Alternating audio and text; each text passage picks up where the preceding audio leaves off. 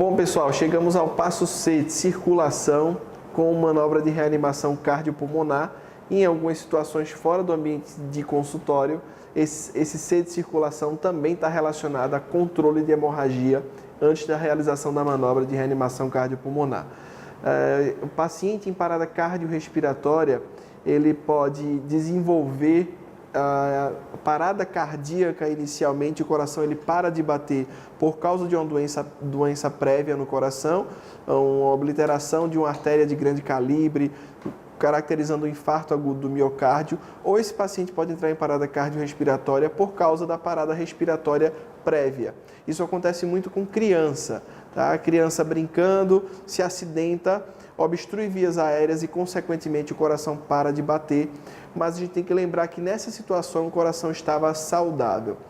Em ambiente de consultório, a gente espera que nunca chegue a acontecer uma situação de parada cardiorrespiratória, mas você tem que estar preparado para realizar o suporte básico de vida e a manobra de reanimação cardiopulmonar.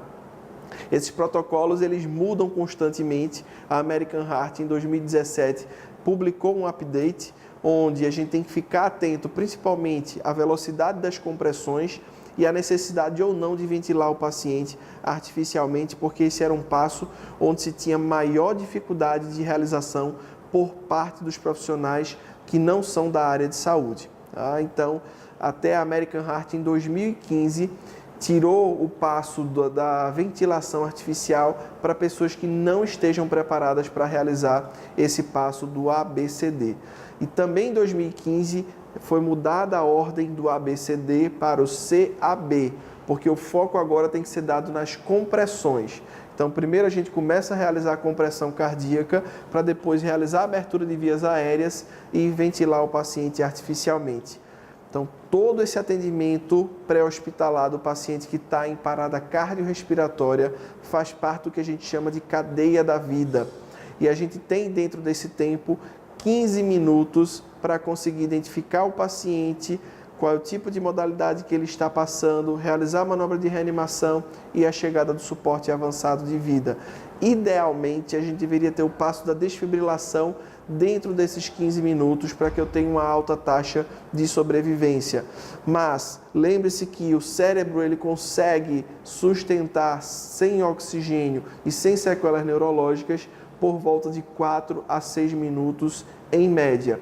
Então, dentro desses 4 a 6 minutos, eu tenho que realizar as manobras compatíveis com a vida de abertura de vias aéreas, de ventilação artificial e de reanimação cardiopulmonar.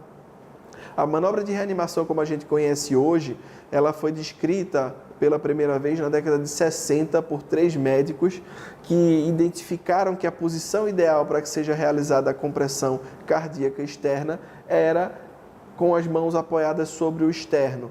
E a partir daí a gente veio aperfeiçoando a técnica, mas se formos pensar em termo histórico, a manobra como a gente realiza hoje, ela é relativamente recente.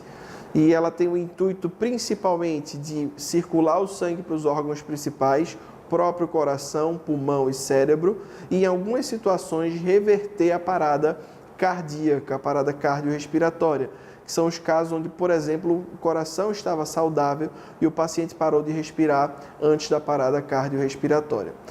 Como é que a gente realiza a manobra de reanimação cardiopulmonar hoje em dia? Primeiro passo, identificar que o paciente não tem batimentos cardíacos. Isso aí é fundamental porque eu não devo realizar compressões torácicas se o paciente ainda apresenta algum tipo de frequência cardíaca. E para isso, a gente volta àquele passo de verificação do pulso carotídeo. Se você tiver um oxímetro de pulso de dedo no seu consultório, esse passo ele é feito de maneira muito mais rápida, principalmente nessas situações emergenciais. Não posso passar mais do que 10 segundos nesse tipo de avaliação. A ausência de batimentos cardíacos, a ausência de respiração, paciente inconsciente, aparência de morte e palidez. Então, esses são os sinais característicos de que o paciente está em parada cardiorrespiratória. E aí eu vou começar a instituir a manobra de reanimação cardiopulmonar. Primeira coisa que você deve se lembrar é o seguinte: Eu jamais vou realizar a manobra de reanimação cardiopulmonar com um paciente sobre a cadeira odontológica, porque a compressão que eu faço aqui nesse momento, ao próprio estofado da cadeira e a instabilidade, vai fazer com que eu não tenha a compressão ideal sobre o tórax do paciente. Então, eu tenho primeiro que levar o paciente para o chão para que eu possa prosseguir com os passos do suporte básico de vida. Então, a manobra de reanimação cardiopulmonar, hoje em dia, como é que ela é realizada? Então, a posição das mãos, você vai identificar a altura da linha do mamilo e vai identificar a porção final do externo. Essa região da porção final do externo e as costelas você vai evitar. A posição das mãos correta é que ela fique sobre o externo, jamais apoiada sobre costela ou processo tifoide, que é essa porção final. Então, apoiei minha mão sobre o externo, eu vou realizar então a compressão com o peso do meu corpo, tá? Apoiei uma mão na altura da linha do mamilo, a outra mão fechada por cima, e aí eu vou utilizar o peso do meu corpo para realizar a compressão cardíaca externa. Lembra que aqui o modelo está em cima de uma cadeira odontológica. Jamais a gente vai realizar esse tipo de manobra em cima de uma maca. Maca, claro, dentro do ambiente de hospital é a última possibilidade, mas no ambiente de consultório odontológico, jamais sobre a cadeira. Eu tenho que remover meu paciente para o chão, para uma superfície rígida, para que eu possa realizar então a manobra de compressão. Então, gente, atendendo essa situação, lembrando que a gente está na superfície rígida, 2 socorristas, um vai ficar responsável pela ventilação e outro pela compressão, e depois de certo tempo a gente vai trocar essa posição. Posição da mão, lembra, a altura da linha do mamilo, meu braço vai estar apoiado aqui sobre o externo, evitando a porção final, o processo tifoide, tá? Então, apoiei uma mão aqui, a outra em posição, e aí com o peso do meu corpo eu vou começar a realizar a manobra de compressão. E o ideal é que eu conte até 10, 3 vezes, tá? 10. 10.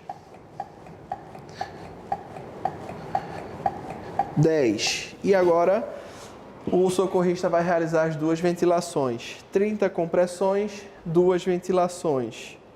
Depois das 2 insuflações, a gente vai continuar a realizar a manobra de reanimação. O ideal é que o socorrista que esteja realizando a manobra de reanimação não tire as mãos da posição enquanto o outro socorrista for ventilar.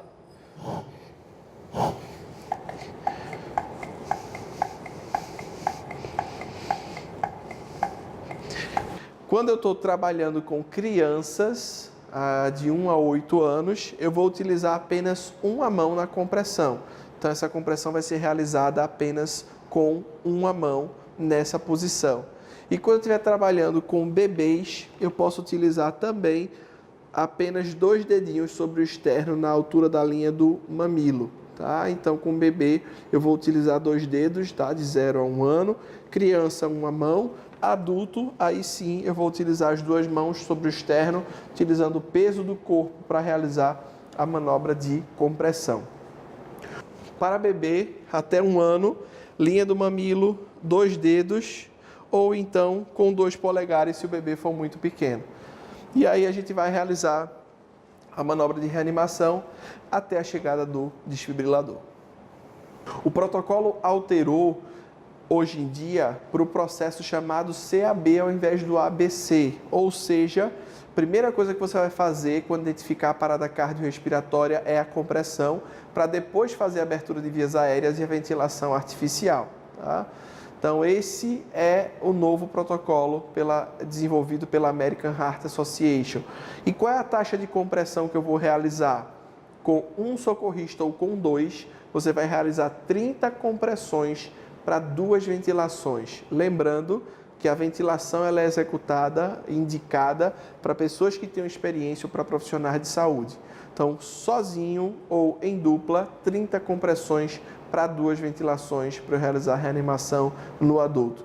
Até quanto tempo eu vou reanimar esse paciente? Até a chegada do suporte avançado. Essa parada é de ordem médica. Então, eu vou tentar estimular o músculo cardíaco com a manobra de reanimação até eu não ter mais êxito nenhum com a manobra de desfibrilação. Vamos relembrar uma coisa. As modalidades básicas de parada cardíaca são a fibrilação ventricular e a taquicardia ventricular sem pulso. Em ambas eu tenho um estímulo elétrico no músculo cardíaco, mas esse estímulo ele não é suficiente para fazer com que o coração ele contraia e bombeie o sangue para o resto do corpo. Fibrilação e taquicardia ventricular sem pulso. Em ambas, a gente tem o estímulo elétrico ainda no músculo cardíaco. E aí eu quero também, durante a manobra de reanimação, continuar a estimular o músculo cardíaco para que o desfibrilador ele seja efetivo. Porque uma terceira modalidade de parada cardíaca é a assistolia. Normalmente, quando eu tenho esse estímulo elétrico da fibrilação taquicardia e não reanimo, não estimulo, essa situação ela vai se desenvolver para uma assistolia. Na assistolia não adianta mais você utilizar o desfibrilador externo automático e a chance de óbito do paciente é muito alta, tá? Praticamente 100%. A gente não consegue controlar todas as variáveis, mas paciente chegando em assistolia, praticamente 100% a chance desse paciente não retornar. Enquanto que na fibrilação e na taquicardia, chegada do desfibrilador externo automático o mais rápido possível é essencial para que a gente possa então ter a reversão do quadro, contando que você realizou todo esse protocolo pré-hospitalar de maneira adequada. Então, é essencial o reconhecimento precoce, o estabelecimento precoce das manobras e a chegada precoce do desfibrilador externo automático para que eu consiga reverter esse tipo de situação. Tá? Na próxima aula, a gente vai mostrar mais ou menos como é que funciona o processo de desfibrilação. Um abraço e até lá.